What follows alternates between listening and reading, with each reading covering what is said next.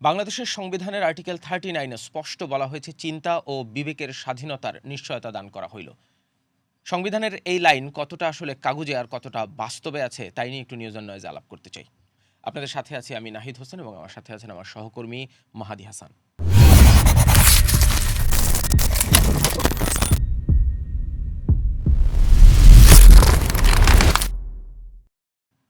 মাহাদি, যে প্রসঙ্গে এই সংবিধানের এই লাইনটির উল্লেখ করলাম আমি, আজকে আমরা যখন কথা বলছি 15 ডিসেম্বর, তার আগের দিন রাতে 14 ডিসেম্বর সাংবাদিক আনিস আলমগীরকে গোয়েন্দা বিভাগ নিয়ে গেছে এবং যখন ইনিশিয়ালি নিয়ে গিয়েছিল তখন কোনো অভিযোগের কথা আমরা স্পষ্ট করে জানিনি, কিন্তু পরে দেখলাম আরও কয়েকজনের বিরুদ্ধে একটি অভিযোগ দায়ের করা হয়েছে। আনিস আলমগীরকে আমরা যখন কথা বলছি দুপুর 1:15, এখনও তো কোনো রকম আইনগত ব্যবস্থা নেওয়া হয়নি কিংবা কোনো মামলা গ্রেপ্তার দেখিয়ে জেলেও পাঠানো হয়নি, এই কোর্টেও পাঠানো হয়নি। আনিস আলমকে গ্রেপ্তারের কেন্দ্র করে শুধু নয়, এর আগেও যখন সাংবাদিক শওকত মাহমুদকে গ্রেপ্তার করা হয়েছিল, এর আগে আরও অনেক সাংবাদিক জেলে আছে ইতিমধ্যে। বলা হচ্ছিল যে মত প্রকাশের যে স্বাধীনতা, মানে মানুষ টকশোতে গিয়ে কথা বললেই কি গ্রেপ্তার হবেন? মানুষ টকশোতে গিয়ে কিংবা বিভিন্ন ফোরামে কথা বললেই কি তাকে অন্য কোনো কারণে আইনের মুখোমুখি করতে হবে? এই ধরনের একটা আলোচনা উঠছিল। আমি একটু যদি সংবিধানের যে লাইনটা সেটা একটু মনে করিয়ে দিয়ে আপনার কাছে এই বিষয়ে একটু ফিরতে চাই। আমাদের সংবিধানের ৩৯ নম্বর ধারায় আর্টিকেল 39 এ ১ স্পষ্ট করে বলা হয়েছে চিন্তা ও বিবেকের স্বাধীনতার নিশ্চয়তা দান করা হইল। ২ এ বলা হয়েছে রাষ্ট্রের নিরাপত্তা, বিদেশী রাষ্ট্রসমূহের সহিত বন্ধুত্বপূর্ণ সম্পর্ক, জনশৃঙ্খলা, শালীনতা ও নৈতিকতার স্বার্থে কিংবা আদালত, অবমাননা, মানহানি বা অপরাধ সংগঠন প্ররোচনা সম্পর্কে আইনের দ্বারা আরোপিত যুক্তিসঙ্গত বাধানিষেধ সাপেক্ষে প্রত্যেক নাগরিকের বাক ও ভাব প্রকাশের স্বাধীনতার অধিকারের এবং সংবাদ ক্ষেত্রের স্বাধীনতার নিশ্চয়তা দান করা হইল। যে ঘটনাগুলো নিয়ে আমরা কথা বলছি, আহ, আপনি এই নিয়ে একটি তো রিপোর্ট করছেন, অ্যানালিস্টরা কি বলছেন? মানে আহ, কথা বলাই কি অপরাধ হয়ে যাচ্ছে? আম ধন্যবাদ। একটু মনে করে দিতে চাই, গতকালকে যখন প্রথম আনিস আলমগীরকে নেওয়া হলো, তখন কিন্তু প্রথমে বলা হচ্ছিল উনি ডিবি হেফাজতে আছেন। তখন কিন্তু প্রথমে গ্রেপ্তার, আটক এই শব্দগুলো একটু এড়িয়ে কথা যেতে বলার জন্য এড়িয়ে যেতে নিয়ে যাওয়া যাচ্ছিলেন। হয়েছে। এরপর আমরা দেখতে পারলাম যে তিনি, মেহরাফুজ শাওন, মডেল মারিয়া কেসপট্টা, অভিনেতা ইমতুল আতিশ, হুম। ৪ জনের বিরুদ্ধে একটা অভিযোগ দায়ের হলো উত্তরা পশ্চিম থানায়।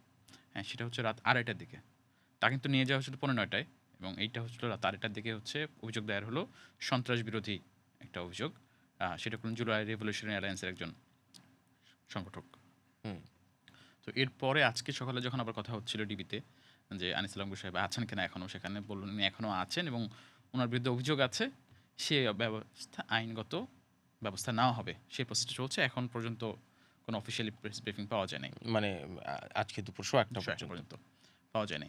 তো এই যখন অবস্থা, সেখানে আপনি যেটা বলছিলেন যে সন্ত্রাস বিরোধী অভিযোগে, সেই অভিযোগের সূত্র ধরে যদি আমি বলি, সেখানেও কিন্তু বলা হচ্ছিল যে যাদের বিরুদ্ধে অভিযোগ তারা কিন্তু বিভিন্ন টক শোতে গিয়ে কথা বলেছে এবং তাদের অভিযোগ হচ্ছে এই টক শোর মাধ্যমে, কথার মাধ্যমে তারা আওয়ামী লীগের পুনর্বাসন করতে চায়, এমন একটা অভিযোগ এজাহারে আছে।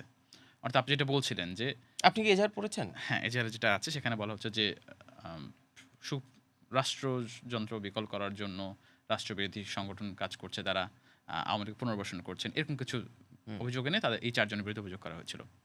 সো ওখানে কথা বলছে, আপনি যেটা বলছেন টক শোতে উনি বলছে, এখন বলার স্বাধীনতা আছে কিনা এই প্রশ্নটা থেকে যাচ্ছে। যারা এই মানবাধিকার নিয়ে কাজ করে কিংবা মত প্রকাশের স্বাধীনতা নিয়ে যারা কনসার্ন, তারা কি বলছেন? এই বিষয়ে হিউম্যান রাইটস ওয়াচ কিন্তু একটা রিপোর্ট এই বছরই প্রকাশ করেছে মানবাধিকার দিবসে। সেখানে বলা হচ্ছিল যে এই সরকার কিন্তু তাদের রিপোর্টটা বলতে আমি বলছি, এই সরকার হচ্ছে কাঠ মানবাধিকার আমি পালনে। সেই রিপোর্টটি পড়েছি। প্লিজ, আমি আপনাকে প্লিজ, একটু মনে করিয়ে প্লিজ। দেই। গত ১০ ডিসেম্বর যেদিন প্লিজ আন্তর্জাতিক এগ্রি। মানবাধিকার দিবস, সেই দিন হিউম্যান রাইটস ওয়াচ একটা বিবৃতিতে বলেছে যে শেখ হাসিনার আওয়ামী লীগের ১৫ বছরের শাসনামলে যে ভীতি, দমনপীড়ন এবং গুমের মতো ব্যাপক মানবাধিকার লঙ্ঘনের ঘটনা ঘটতো তার কিছুটা অবসান ঘটেছে বলে মনে হচ্ছে। তবে অন্তর্বর্তী সরকার কথিত রাজনৈতিক বিরোধীদের দমনে নির্বিচার আটক করছে, মানবাধিকার সুরক্ষায় তারা এখনো কাঠামোগত সংস্কার আনতে পারেনি। একদম। এটি হিউম্যান রাইটস ওয়াচের একটা পরিষ্কার বিবৃতি। সরকারের তরফ থেকে তো বারবারই বলা হয় না যে মত প্রকাশের জন্য স্বাধীন, প্রধান উপদেষ্টা নিজে বলেছেন যে মন খুলে সমালোচনা করুন। সরকারের পক্ষ থেকে যে কথা আপনি বললেন যে মত প্রকাশ স্বাধীন বা সব যা মন খুলে কথা বলুন, কিন্তু এরপর আরেকটা সংখ্যা থেকে যাচ্ছে মব কালচার যেটা আসছে। সেই কথাটাও কিন্তু হিউম্যান রাইটস ওয়াচের প্রতিবেদনে আসছে এবং সেখানে বলা হচ্ছে এই মবের মাধ্যমে আ বেশ কয়েকজন নারী অধিকার, সমকামী, উভকামী, ট্রান্সজেন্ডার ব্যক্তিবিরুদ্ধে ধর্মীয় কট্টরপন্থীর সাথে সাংবাদিকদের হয়রানি উদ্বেগজনকভাবে বেড়ে চলেছে একটা মব কালচারের কারণে। এবং সেটা কিন্তু আমরা গতকালকে দেখলাম যে আনিস ইসলামের একজন সাংবাদিক উনি টক শোতে কথা বলছেন এবং তারপরে কিন্তু তাকে ধরে নিয়ে যাওয়া হয়েছে। এর আগেও অনেক সাংবাদিকদের নানান কারণে গ্রেপ্তার করা হয়েছে, হত্যা মামলাও হয়েছে সাংবাদিকদের বিরুদ্ধে। আমি একটু মানবাধিকারের যে বিশ্বজনীন ঘোষণাপত্র, হুম, সেই দিকে আপনার একটু দৃষ্টি আকর্ষণ করি। ১৯৪৮ সালে এই ঘোষণাপত্রটি গৃহীত হয়েছিল। এটাকে বলা হয় universal declaration of human rights. এটার আর্টিকেল 9 এ বলা হয়েছে, "everyone has the right two freedom of opinion and expressions. These rights includes freedom to hold opinions without interference and to seek, receive, and impart information and ideas through any media and regardless of frontiers." এই ঘোষণাপত্রে Bangladesh signatory, বাংলাদেশের যে মানবাধিকার commission একদম। আছে, সেই কমিশনের ওয়েবসাইটে পুরো ঘোষণাপত্রটি পরিষ্কার করে দেয়া আছে। আরেকটি আর্টিকেল আছে, আরেকটি চুক্তি আছে, international covenant of civil and political rights, ICCPR। এটারও আর্টিকেল 19 এ বলা হয়েছে, "the right to hold opinion without interference, everyone shall have the right two freedom of expression." এই যে উইদাউট ইন্টারফেয়ারেন্স, অ্যামনেস্টি কিংবা হিউম্যান রাইটস ওয়াচের মতো সংগঠনগুলো বলে যে ঘটনাগুলো গত ১.৫ বছর ধরে ঘটেছে এবং এর আগেও যখন ঘটছে। ঘটেছিল, আওয়ামী লীগের শাসন আমলে ১৫ বছর ধরে human rights watch, amnesty international, এমনকি ট্রান্সপারেন্সি ইন্টারন্যাশনাল, তারা সবসময় সমালোচনা করে গেছেন এবং সেই সমালোচনার জায়গাটা এখনো রয়ে গেছে বলে অন্তত তাদের বিবৃতিতে, তাদের যে তাদের যে মতামত, তাদের যে মন্তব্য, সেগুলোতে প্রকাশিত হয়। আমি শেষ যেটি বললাম, ICCPR, এই চুক্তিটি ১৯৬৬ সালে গৃহীত হয়েছে এবং ৭৬ সাল থেকে ২৩ মার্চ থেকে এটি কার্যকর হয়েছে। বাংলাদেশ কিন্তু এতে স্বাক্ষর করা দেশ। আপনাকে আরও একটা জিনিস একটু মনে করিয়ে দিতে চাই। ২০২৪ সালের ১০ ডিসেম্বর মানবাধিকার দিবসে যিনি অন্তর্বর্তীকালীন সরকারের প্রধান উপদেষ্টা প্রফেসর ডক্টর মোহাম্মদ ইউনুস, তার যেটি ব্যক্তিগত ফেসবুক পেজ ভেরিফাইড, সেখানে তিনি একটা স্ট্যাটাস দিয়েছিলেন। তিনি লিখেছিলেন, "বাংলাদেশে জুলাই গণঅভ্যুত্থান প্রমাণ করে যে স্বাধীনতা ও মর্যাদার জন্য আমাদের জনগণের আকাঙ্ক্ষা কতটা দৃঢ়। ন্যায্য অধিকারের জন্য আমাদের জনগণ তাদের দৃঢ় প্রত্যয়কে পুনর্ব্যক্ত করেছে। আমাদের তরুণ সমাজ যে সাহস নিয়ে মানুষের অধিকার রক্ষায় ব্রত হয়েছে, তা থেকে অনুপ্রাণিত হয়ে আমরা আমাদের সরকারি প্রতিষ্ঠানগুলোকে সংস্কার করার যাত্রা শুরু করেছি। জাতিসংঘ মানবাধিকার কাউন্সিলের সদস্য হিসেবে বাংলাদেশ সর্বত্র মানবাধিকার রক্ষা এবং প্রচারে অবদান রাখবে। বিভিন্ন আন্তর্জাতিক মানবাধিকার ব্যবস্থার সঙ্গে আমাদের গঠনমূলক সম্পৃক্ততা ভবিষ্যতে আরও বাড়তে থাকবে। এই দিনে আমি এমন একটি বিশ্ব গড়ার প্রতিশ্রুতি পুনর্ব্যক্ত করছি, যেখানে ন্যায় বিচার, সমতা এবং মানবিক মর্যাদা সবার জন্য সমুন্নত থাকবে।" তিনি মনে করিয়ে দিচ্ছিলেন যে জনগণের মানবাধিকার সুরক্ষা এবং সুশাসন সুনিশ্চিত করতে বাংলাদেশের বর্তমান অন্তর্বর্তীকালীন সরকার অঙ্গীকারবদ্ধ। সরকারের সেই ঐকান্তিক প্রত্যাশার ভিত্তিতে সার্বিক কার্যক্রমে সহায়তা করতে তিনি সেখানে বলছিলেন, জাতিসংঘের যিনি মানবাধিকার বিষয়ক হাই কমিশনার ভলকার টার্ক, তিনি সফর করেছিলেন এবং তিনি একটি মানবাধিকার সংক্রান্ত মিশন প্রতিষ্ঠারও প্রস্তাব করেছেন, যেটির কাজ অনেক দূর এগিয়েছে আমরা জানি। সরকারের তরফ থেকে কি এই ধরনের অভিযোগের কি ধরনের উত্তর দেওয়া হয়, যে মত প্রকাশের স্বাধীনতা নিশ্চিত করতে যে ধরনের বাধার কথা বলা হয় সমালোচকদের বক্তব্যে, আ সরকার কি বলেন সরকার কিন্তু এসব ক্ষেত্রে? বারবারই দাবি করে আসছে যে মত প্রকাশে কোনো বাধা নেই। আপনারা মন খুলে প্রধানমন্ত্রী নিজেও কিন্তু বারবার বলেছে যে আপনারা মন খুলে সমালোচনা করুন। এবং এটা আমরা কিন্তু বারবার দেখেছি। এবং বাস্তবতা হয়তো আলাদা রকম। কিন্তু সরকার থেকে বারবার বলা হচ্ছে যে মত প্রকাশে কোনো রকম বাধা নেই। আপনারা সরকারের সমালোচনা করুন।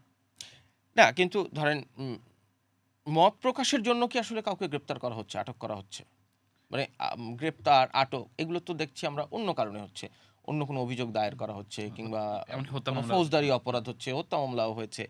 তো সেই অপরাধগুলো যদি হয়ে থাকে, সেই অপরাধগুলোতে যদি ব্যবস্থা নেওয়া হয়, সেটা কি মত প্রকাশের ক্ষেত্রে বাধা? সেক্ষেত্রে কিন্তু এই সন্ত্রাস বিরোধী যেই অভিযোগটা দায়ের করা হয়েছে গতকাল রাত ৮টার দিকে, সেখানেও কিন্তু বলা রয়েছে যে ওনার বিভিন্ন টক শোতে কথা বলছেন এবং বাকি ২ জন যে মারিয়া ক্রিসপট্টা এবং ইমতুর আতিশ তাদের কিন্তু ফেসবুক লিঙ্ক যুক্ত করা হয়েছে অভিযোগ এজাহারে। আচ্ছা। অর্থাৎ সেই ফেসবুকে তারা এমন বক্তব্য দিয়েছেন যেই বক্তব্যটা যিনি অভিযোগ করেছেন তার কাছে মনে হয়েছে উস্কানিমূলক এবং সন্ত্রাস বিরোধী আইনের মধ্যে পড়ে। অর্থাৎ উনি কিন্তু মত প্রকাশ করেছেন তার বিরুদ্ধেই কিন্তু আইন মানে মামলাটা দায়ের বা অভিযোগটা দায়ের হয়েছে। আমরা তো আওয়ামী লীগ সরকার আমলে দেখেছি যে ফেসবুক স্ট্যাটাসকে কেন্দ্র করে মামলা, আইসিটি আইনে, ডিজিটাল সিকিউরিটি অ্যাক্টে সরকারের বিরুদ্ধে, সরকার প্রধানের বিরুদ্ধে কোনো একটি সমালোচনামূলক ইভেন কার্টুন প্রকাশেও কিন্তু কার্টুন প্রকাশ করলে আমরা কিশোর মোশতাকের কথা মনে করতে পারি। জেলে যেতে হয়েছে এবং জেলে গিয়ে নির্যাতন, নিপীড়নের শিকার হতে হয়েছে। কিন্তু গণঅভ্যুত্থানের পর যখন অন্তর্বর্তীকালীন সরকার দায়িত্ব নিল, ডক্টর মোহাম্মদ ইউনূসের প্রধান উপদেষ্টা হিসেবে তার যে ম্যান্ডেট এবং তার যে প্রতিশ্রুতি, সেই জায়গা থেকে হিউম্যান রাইটস ওয়াচ কিংবা অ্যামনেস্টি ইন্টারন্যাশনাল যা বলেন, সেই প্রতিশ্রুতি বাস্তবায়ন কতটা হয়েছে সেই প্রশ্ন আসলে তোলাই যায়। আমরা মানবাধিকার দিবস কিছুদিন আগেই পার করলাম এই বছরের, এবং সেই মানবাধিকার দিবসে যে হিউম্যান রাইটস ওয়াচের বিবৃতি সেটি তো আপনাকে পড়েই শোনালাম। এই শুধু আনিস আলমগীর কিংবা মেহের আফরোজ শাওনকে এর আগেও একবার এর নিয়ে আগেও যাওয়া একবার। হয়েছিল। এটা কিন্তু চলতি বছর ২০২৫ সালের ফেব্রুয়ারিতে কিন্তু মেহেরাবদুল শাওন এবং সোহানা সাবা অভিনেত্রী হুম। দুজনকে নেওয়া হয়েছিল আগের বৃহস্পতিবার সন্ধ্যায় ৬ ফেব্রুয়ারি। পরদিন বিকাল পর্যন্ত তারা ডিবি হেফাজতে ছিলেন এবং ডিবি থেকে বলা হচ্ছিল যে তাদের জিজ্ঞাসাবাদ করে পরিবারের জিম্মায় ছেড়ে দেওয়া হয়েছে। অর্থাৎ এর আগেও কিন্তু তখনও কিন্তু সোশ্যাল মিডিয়ায় ঘুরে বেড়াচ্ছিল, বিভিন্ন সংবাদ মাধ্যমে দেখছিলাম যে বিভিন্ন মত প্রকাশ কারণে বা স্ট্যাটাসের কারণে তাদেরকে আহ, হেফাজতে নিয়ে যাওয়া হয়েছিল, কথা বলা হয়েছিল। তো ডিবিতে কিন্তু স্পষ্ট করে বলা হয়নি, শুধু বলা হয়েছিল যে তাদেরকে আমরা এনেছি, জিজ্ঞাসাবাদ ছিল, জিজ্ঞাসাবাদ করে ছেড়ে দেওয়া হয়েছে। কিন্তু তাতেও কিন্তু অনেকক্ষণ, প্রায় ২০ ঘন্টা, ১৮-২০ ঘন্টা তারা হেফাজতে ছিলেন। ২৪ ঘন্টার মধ্যে আদালতে সোপর্দ করার এক ধরনের বাধ্যবাধকতা আছে, কিন্তু তার আগেই ছেড়ে দেওয়া হয়েছে। আমরা এই ঘটনাটি সামনের দিকে কি হয় সেটি নিশ্চয়ই খোঁজখবর রাখবো এবং সে নিয়ে আবারও আলাপ করব। মাহাদি, আপনাকে ধন্যবাদ যুক্ত হওয়ার জন্য। কথা বলছিলাম মত প্রকাশের স্বাধীনতা নিয়ে। মত প্রকাশের স্বাধীনতায় অন্তর্বর্তীকালীন সরকারের যে প্রতিশ্রুতি, সেই প্রতিশ্রুতি কতটা বাস্তবায়ন হচ্ছে বলে আপনি মনে করেন? আপনার কি মনে হয় সোশ্যাল মিডিয়ায় দুটি কমেন্ট কিংবা টক শোতে দুটি লাইন, সেটি যদি আপনার বিরুদ্ধেও যায়, আপনার আদর্শের বিরুদ্ধেও যায়, তার বিরুদ্ধে আইনি ব্যবস্থা নেয়া কি মত প্রকাশের স্বাধীনতার ক্ষেত্রে বাধা? আপনার মন্তব্যগুলো আমাদের সোশ্যাল মিডিয়া হ্যান্ডেলগুলোতে জানান। আমরা চাই কথা চলুক।